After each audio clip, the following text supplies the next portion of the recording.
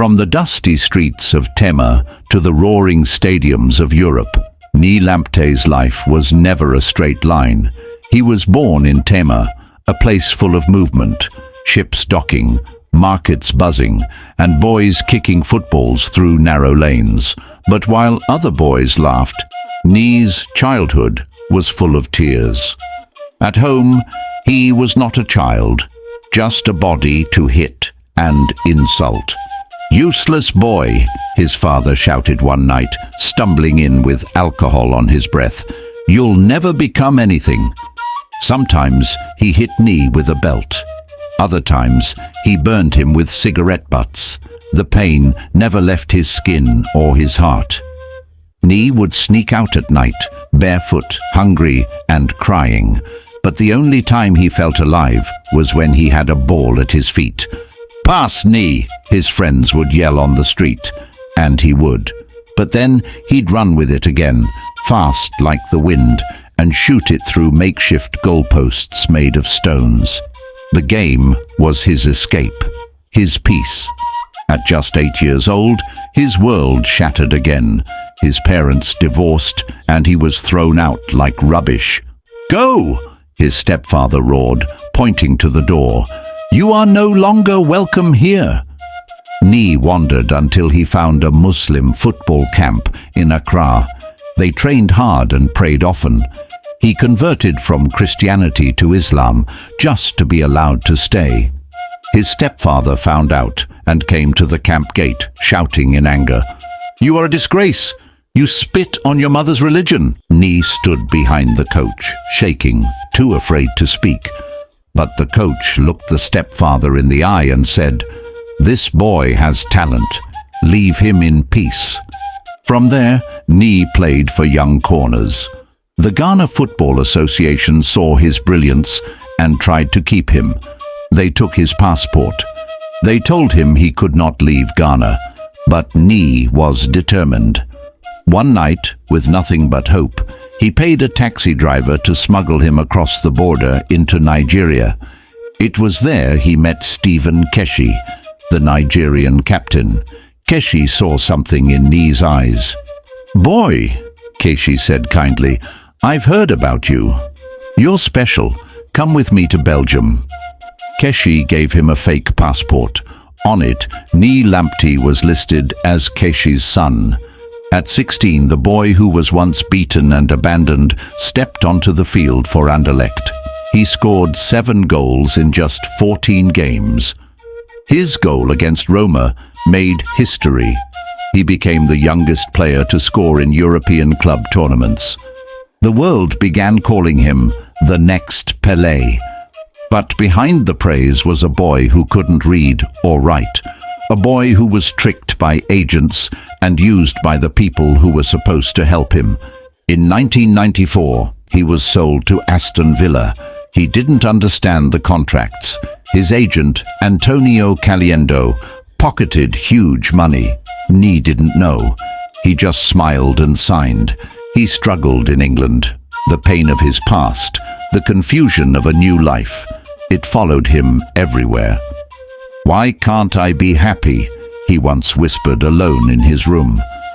His story was only beginning. In 1991, the world finally noticed the boy Ghana had been whispering about for years.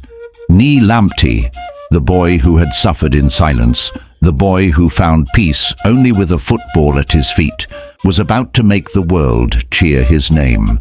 He was just 16, still thin, still quiet, still carrying the scars of a broken past. But when he stepped onto the green fields of Italy for the FIFA Under-17 World Championship, something magical happened. "Ni, show them," whispered coach Osam Duodu before the first game. "This is your time." And Ni did. He moved like light. His feet danced. His eyes read the game like a book no one else could understand. His passes were like poetry. His goals were like music. His name began to spread beyond Ghana, into the mouths of the world's biggest football voices. Commentators shouted, "Who is this Ghanaian boy? He plays like Pelé." Even Pelé himself, the great Brazilian king of football, said, "That boy, Lamptey, he is my heir." But for the words came with a heavy weight. "Why me?" he whispered one night, sitting alone on his hotel bed in Italy. "Why must I be the next Pelé? Can't I just be Still, he kept playing. Ghana under-17 team, the Black Starlets, was on fire. With teammates like Captain Alex Opoku, Emmanuel Duar and Mohamed Gargo, the boys moved like one body with many hearts. And at the center of it all was "Push forward!" Opoku would yell, and would be there, already 2 steps ahead, gliding into the box. He scored 4 times in the tournament. Each goal lit up the stadium. Each goal was like a message to his past. "I am not what they called me. I am not useless. I am meant for greatness." In the final, Ghana triumphed. The boys jumped and wept, raising their hands to the sky. And when it was time to name the best player of the whole tournament, the Adidas Golden Ball winner, it was Lamptey. He held the golden ball to his chest like a baby. He didn't smile too wide. He was thinking of his mother, of his real father, who never believed in him, of the streets of Accra, where he once slept. "I did it," he whispered to himself. In 1993, he did it again.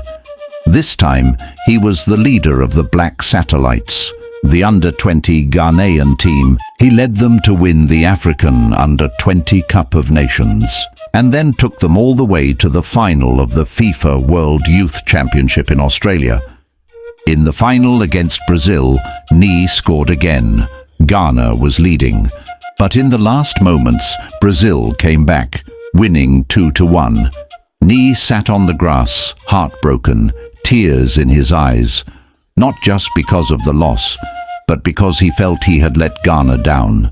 A teammate sat beside him and said, "You gave us everything, You are still our star." The world still believed. But inside, the weight of being the next Pelé was starting to crack him. Lamptey had finally found something he never had growing up: love. Her name was Gloria Appiah, and when he looked into her eyes, he saw peace. She smiled at him like he was not just a football star, but a man worthy of gentleness. After a life filled with pain, felt something new in his heart. "I don't want fame," Gloria would say, placing her hand on his chest. "I just want you." And believed her, but not everyone did. His brothers were furious when they found out. Gloria was from the Fante tribe. Was Ga. That alone was enough to light fire under old family rules. One afternoon, his elder brother stood in front of him with shaking hands. "Listen to me," he said. "This woman, she's not one of us. She's not Ga. She won't understand our ways. Don't let her into your world." But shook his head and smiled. "I've made my choice, brother. She loves me, and I love her. But we are your family." Raised his voice. "Family," he said bitterly. "Where was this family when I slept on the streets, when I was beaten, when I had nothing but a ball? Now I have something. You want to control me." The room went silent. His brothers looked at one another, hurt but also helpless. He had money now, more than they could dream of. He was the boy on the posters, the man on the screen, the star Europe was watching. And Gloria, she was always beside him, soft-spoken, beautiful, always smiling. She moved into his home. She wore designer clothes, drove his cars, ate at tables with gold cutlery. Is in love, people whispered. But some of his friends saw more. "Bro," one teammate warned him, "you sure this girl is with you because of love? Or is it the fame?" But just laughed. "You're jealous," he said, waving his hand. "She was there when no one was. She believes in me." He gave Gloria everything, bought her jewelry, sent her family money. Even when she asked for things that made no sense, he said yes. "She's my queen," he told a journalist once. "I don't care what tribe she is, love has no tribe." But deep down, something was changing. He noticed how Gloria would sometimes leave the room when certain calls came in, how she stayed longer and longer away from home. But each time he asked, she smiled and kissed him on the cheek. "Don't be silly, my love," she whispered. "I'm yours, only yours." He wanted to believe. He needed to believe. After all the pain, he deserved a happy ending, right? But sometimes love is not what it seems. And Lamptey, the boy who escaped the fire of childhood, was walking into another kind of fire, one that would burn even deeper. Lamptey believed in love. He believed it so much that he ignored the loudest warnings, even from his own blood. "Don't marry her," his elder brother begged him. "She doesn't love you, Nee. She loves your wallet. She loves your name." But Nee had already made up his mind. "You just want me to stay single so you can keep asking me for money," he snapped. "You don't know her like I do." And so, in 1993, the wedding bells rang. It was grand, luxurious. White horses, golden chairs, glittering rings. Dignitaries attended. Reporters snapped photos. Gloria smiled in her beautiful gown like a queen. And Nee, he looked at her as if he had won a World Cup. They stood before the court and signed the papers. "Mr. and Mrs. Lamptey." "I will love you forever," Gloria whispered sweetly in his ear. But behind that smile was a secret. Nee soon had to return abroad to continue his football career. The world was watching him. Clubs needed him. He kissed Gloria goodbye, not knowing her heart was already with someone else. Back home in Ghana, Gloria was living another life. She had a secret boyfriend, not rich, not famous, but hers. With him, she laughed differently. She took off the mask. She told him everything. "I don't love him," she once whispered in the arms of her boyfriend. "It's you I want. He just pays the bills." And Nee, her husband, was paying them all. From Europe, he sent her money every week, thousands of dollars. Gloria used some for herself, some for her family, and a lot for her boyfriend. New clothes, phones, fancy dinners. Then one day, her world shook. She found out she was pregnant. Her hands trembled. "This isn't Nee's baby," she whispered, staring at the test. "Oh God, what have I done?" The shame crushed her. Her boyfriend was broke. Her husband was rich. What would people say? She had to act fast. That evening, she called Nee. "My love," she said sweetly, "I miss you so much. I want to come and be with you, just for a little while." Nee's voice lit up. "Really? You want to come? I've missed you too, Gloria." Within days, Gloria was on a plane to Europe. She arrived smiling, smelling of expensive perfume. They kissed, they laughed, they made love, again and again. To Nee, it was passion reborn. To Gloria, it was strategy. A week later, she flew back to Ghana, her mission complete. And as the baby grew inside her, Lamptey walked around Europe proudly, calling friends and saying, "My wife is pregnant. I'm going to be a father."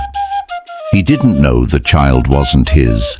He didn't know his trust was being shattered behind his back. He didn't know the storm was coming. Lamptey had never known the warmth of a real family growing up. But now he believed he had finally found it. His wife Gloria was pregnant, and he was going to be a father, something he had dreamed of for years. From abroad, he sent money every month, not just for food or hospital care, but for everything. A new bed, a crib imported from Italy, baby clothes stitched in Paris. He wanted the best for his child. "My first child," he whispered often to himself, smiling alone in his apartment. "She will never suffer like I did." The day Gloria called to say the baby had arrived, Nee wept tears of joy. He didn't waste time.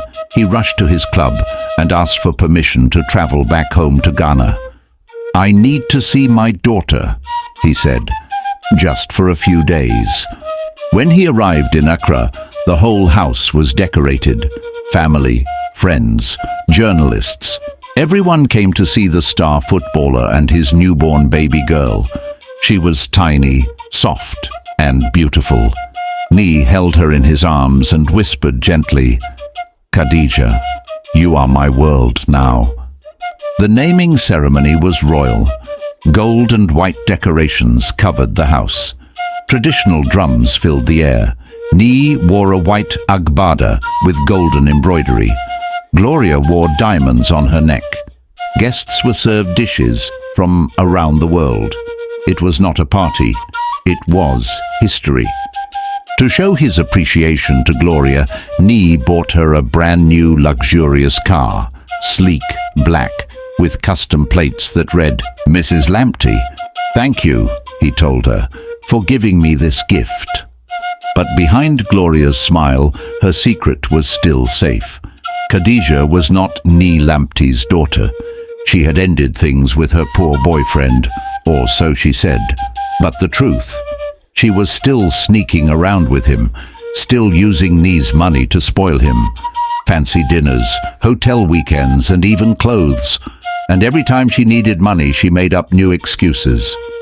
"My cousin's sick in Cape Coast," she would say. "The house needs repairs. Khadija needs extra clothes for school. And Nee, oh Nee, I don't want my child to lack anything," he always said. When Gloria suggested Khadija should attend an expensive Montessori school, Nee didn't blink. The fees were in dollars, hundreds every month, but he paid it gladly. "She must get the best education," Gloria told him. "And she will," Nee smiled proudly. "She's my daughter." He didn't know the truth.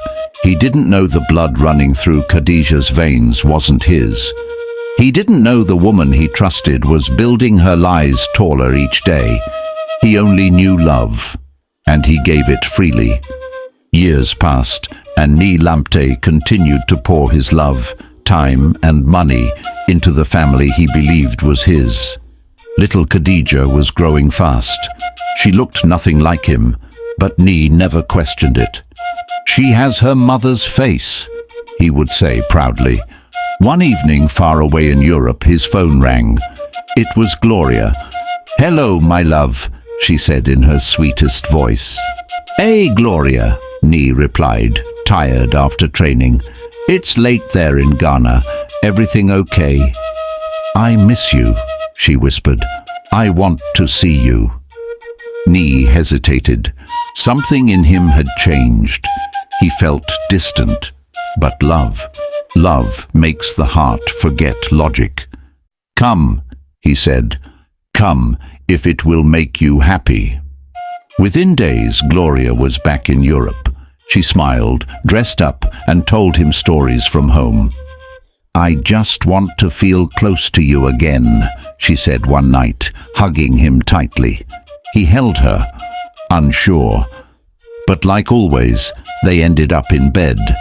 The next morning, she cooked breakfast, kissed his forehead, and said, "I love you, Nee." 2 weeks later, she was back in Ghana. And not long after that, the phone rang again. "Nee," Gloria said, "I'm pregnant." There was a long silence on the line, but it wasn't shock. It was joy. "You are?" Nee asked, his voice trembling with emotion. "Yes," she replied. "Oh, thank you, God," he shouted, laughing. "Another child." Nee danced alone in his apartment. His teammates came to hug him. His coach congratulated him. He called his brothers and said, "You see, I have another child on the way. My family is growing." But the truth, the child was not his. Gloria had used the same trick again. She had gotten pregnant by the same boyfriend, the man she could never let go of, the man who was secretly smiling in the shadows while Nee worked hard abroad. "I'm just using him," she once told her boyfriend during a secret visit. Her boyfriend knew the game well. He didn't complain. Nee's money made him comfortable, and now another child for Lamptey to raise and feed. They both laughed. When the new baby girl was born, Nee flew home again. Another naming ceremony, another party, another gift for Gloria, this time a diamond necklace. "She looks just like you," someone lied. Nee nodded, wiping a tear from his eye. "I will give her the best life," he whispered, looking down at the baby in the crib. And again, the cycle continued. He gave, he trusted, he believed. He never knew that in the same city, Gloria was still meeting her boyfriend. He never knew that once again, he was taking care of another man's child, with his full heart and empty truth. The world saw a smiling father. Only God saw the brokenness hiding behind his love. The years rolled by, and Nee Lamptey's home grew noisier, full of tiny feet, tiny shoes, and tiny voices calling him Daddy. By now, there were 4 children in the house. Khadija, the second daughter, and 2 more. To the world, it looked like a beautiful family. To Nee, it was everything he had never had as a child. He gave them everything. New clothes, a big house, toys from London, birthday cakes with their names written in gold icing. Gloria always asked for more. Better schools, expensive books, private tutors. "These kids must grow up with the best," she said sweetly. "And Nee?" He always nodded. "If I suffered growing up," he would say, "my children will not. Let them learn in peace." He paid school fees in dollars. He built a study room. He flew home often, just to hold them, just to hear them call him Daddy. He never knew the truth. Not one of them was his. Then one dark morning, everything changed. One of the little ones fell sick. "Just a cough," Gloria said at first. "He'll be fine." But it wasn't fine. Within weeks, the child was in the hospital. Nee rushed home. He sat by the bedside, holding the small hand that barely moved. "Daddy's here," he whispered, tears rolling down his cheeks. "You'll be okay." But the child didn't make it. The pain tore him apart. Days later, the second child fell sick. The same signs, the same suffering. Another hospital, another prayer, another funeral. 2 children, gone. Nee was shattered. He stood at the graveside, trembling, broken, whispering, "Why, God? Why my children?" He cried like a boy again. He blamed himself. He thought it was the curse of his past, the punishment for the life he had once lived. He built marble tombs for the 2 small ones. He paid for the best doctors, even in death. He promised to care for the rest of the children even more. But still, he never knew the 2 children he buried were not his. Gloria never told him. She cried fake tears. She held him tightly at night and whispered, "We still have the others. Let's live for them." Years passed. Then again, she got pregnant. Another lie, another trick. She went to visit Nee in Europe again. Same plan, same words. "I miss you. I need to feel your love," she said. They shared the bed again. 2 weeks later, she was back in Ghana, holding her belly, calling Nee with the same excitement. "I'm pregnant, my love." And like always, Nee smiled. God is good, he said. I'll be the best father again. He started sending money, planning, dreaming. He told his teammates, his coaches, his friends. But he didn't know. He was preparing his heart again for another child that wasn't his. And somewhere in the shadows, the same boyfriend was smiling again. For nearly 20 years, Lamptey had lived in a beautiful lie. He had danced at naming ceremonies, signed school checks in dollars, and kissed the foreheads of children he believed were his blood. He had buried two with his bare hands, weeping as if his heart would never heal. He had married Gloria in 1993. 3 daughters had followed, Khadija, Moyesha, and Latifa. He had fought the world to keep them happy, even when finances became tight and his football glory faded. He still tried, but Gloria never softened.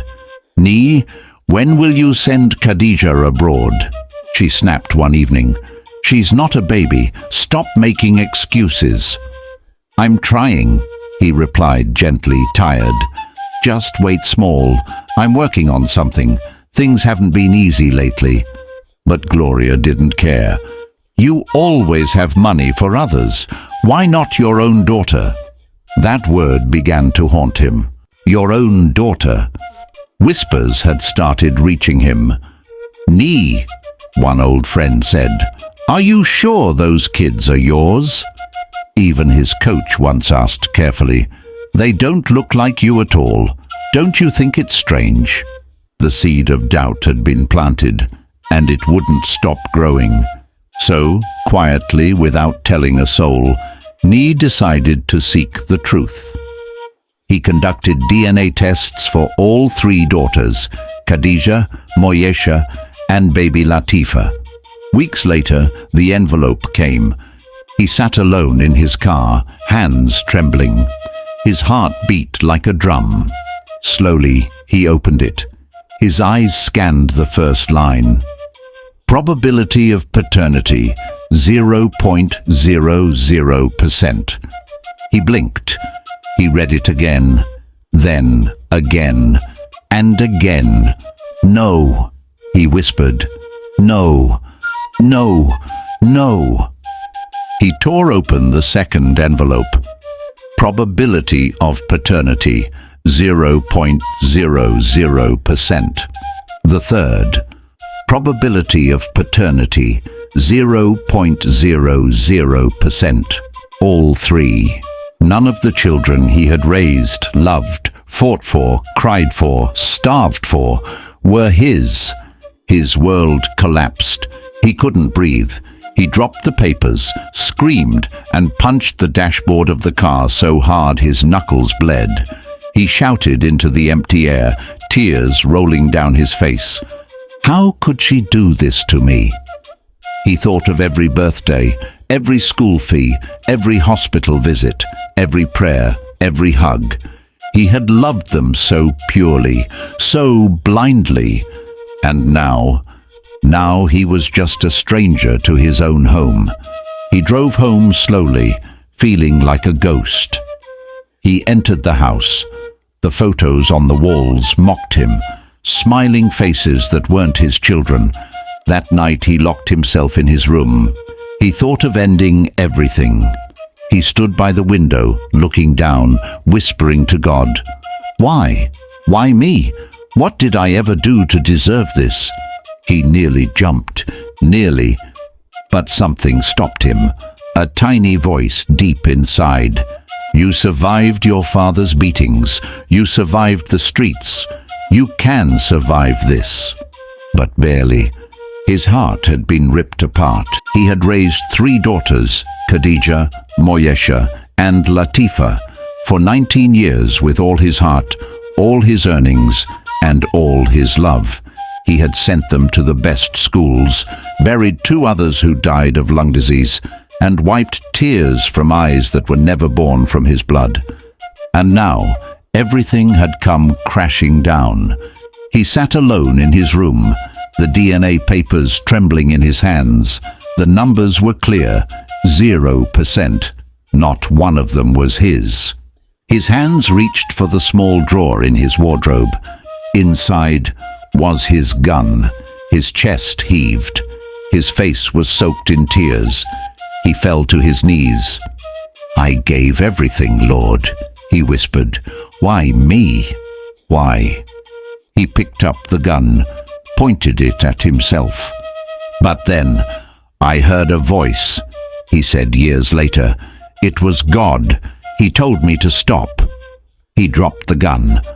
"I haven't touched it since that day," he added, "but the pain, it never left." On May 28, 1994, he had married Gloria Appiah under Ghana's marriage ordinance. He remembered the day clearly. He was full of hope. The ceremony was beautiful. He had sworn to love her, but she had been planning something else all along.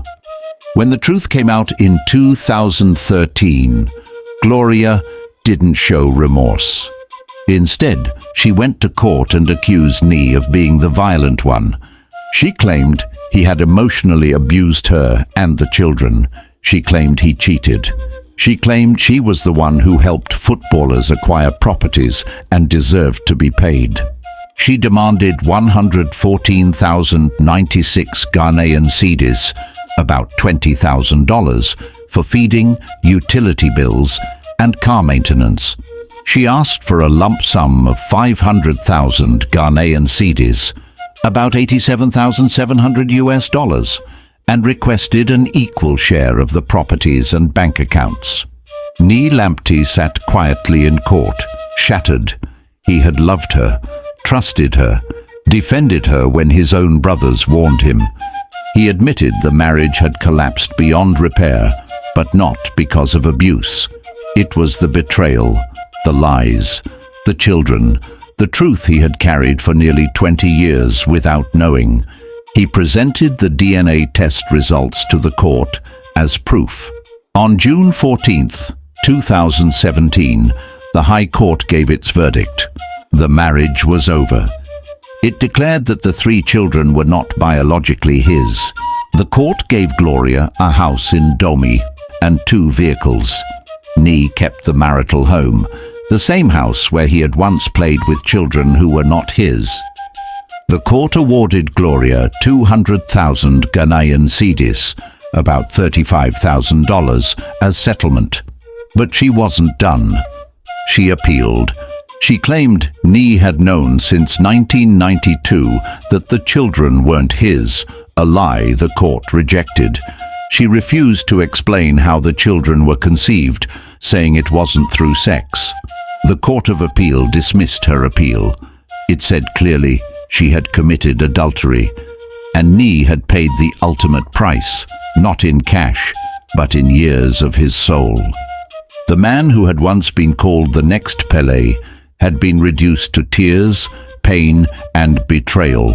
After enduring one of the most painful betrayals any man could face, Nee Odartey Lamptey found a new beginning. Around 2014, he quietly tied the knot with actress Ruwaida Yakubu, a woman he describes as peaceful and God-fearing.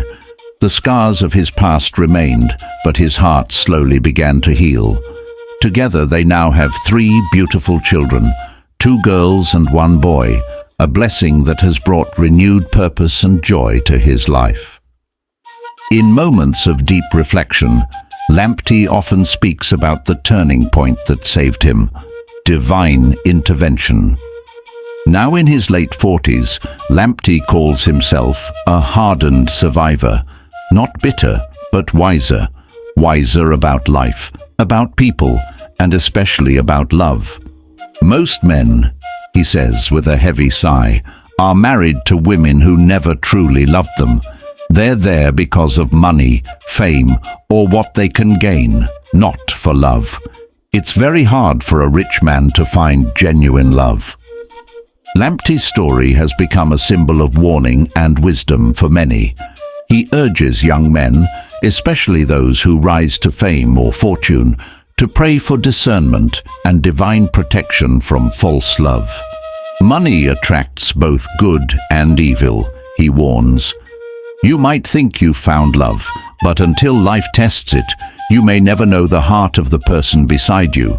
Some people can smile while planning your downfall. Some can even kill. Despite the pain of the past, he offers no hatred, only advice.